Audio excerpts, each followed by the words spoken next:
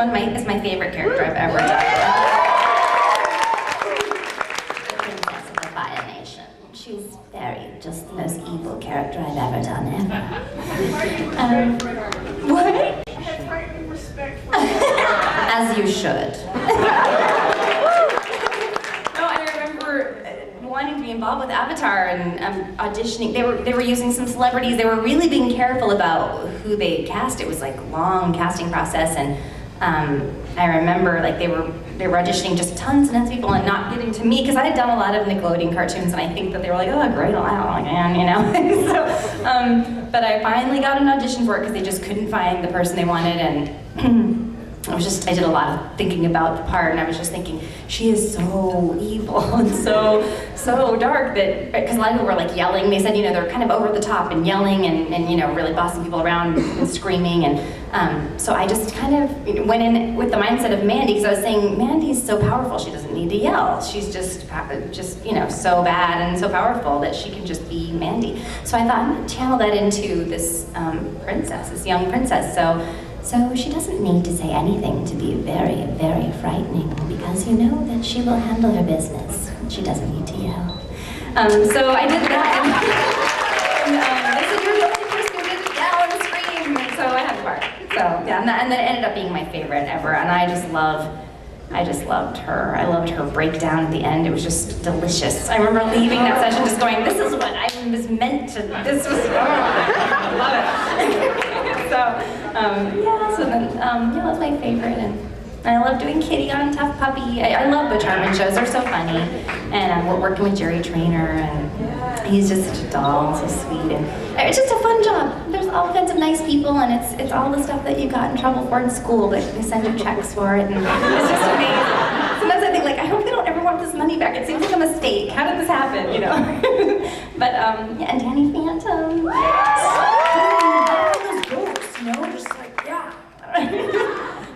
I wanted her to be really positive. A lot of people read her like super goth and like really dark, and I just felt like she had just such a light around her. I mean, even though she likes to wear black and, you know, she's into that kind of punk scene, you know, but she seemed like a really positive character, so I just wanted to make sure, and I also didn't want it to be too lovey-dovey between the two of them, because that's just gross, and, you know, even though later, you know, totally would love that.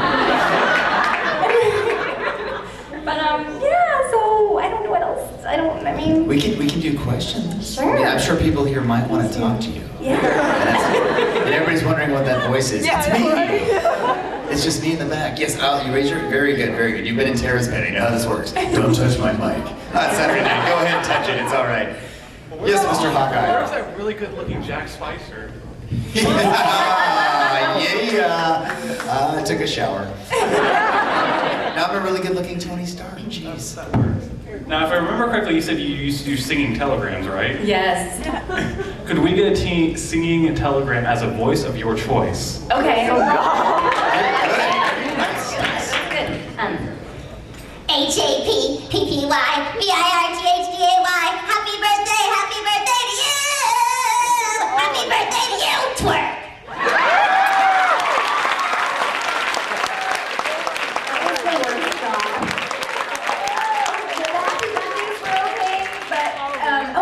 Disney. I don't know if you know who Melissa Disney is. She was on Astro Vegetable. We actually, yes, we used to work for the same singing telegram company called Live Wires in San Diego. At the same time, she was like, okay, Gray, I'm going to give you this one. I'm going to call Melissa for the other one. I always knew of this Melissa person, but I'd never met her.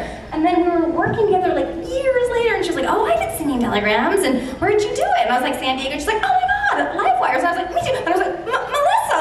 And she was like, oh my God. It's just crazy.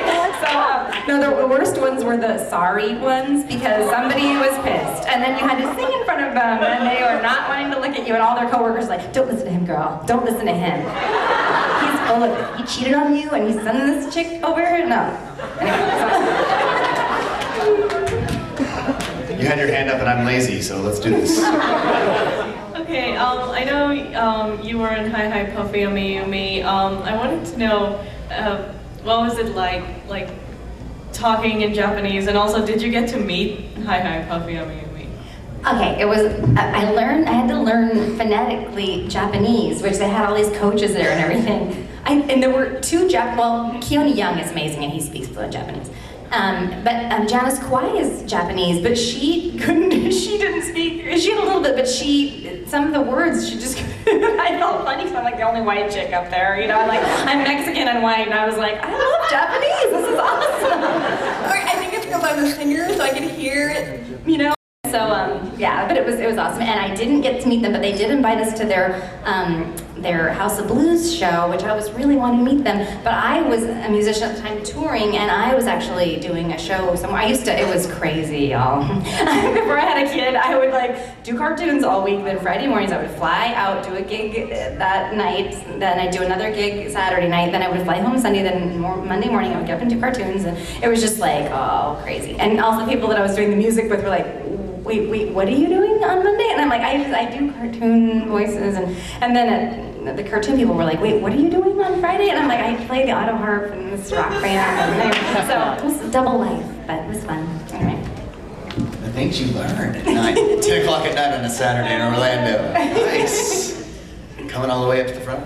Coming to the front first, yes. No kids here. So obviously, the volleyball speech in Avatar. How much fun was that to literally do? Because it's one of the most crazy things ever. I know. Azula just took things so seriously. It was so hard for her to have any kind of fun or any lightness. Everything was just like life and death, and I will conquer you. And I loved the episode The Beach where she was trying to flirt with that guy. It was just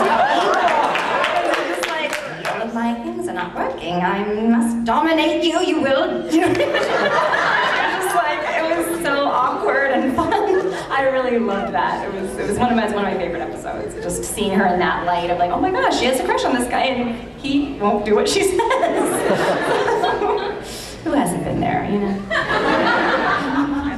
Yes, you ma'am. Yes. I was leaning awkwardly over this man just for you.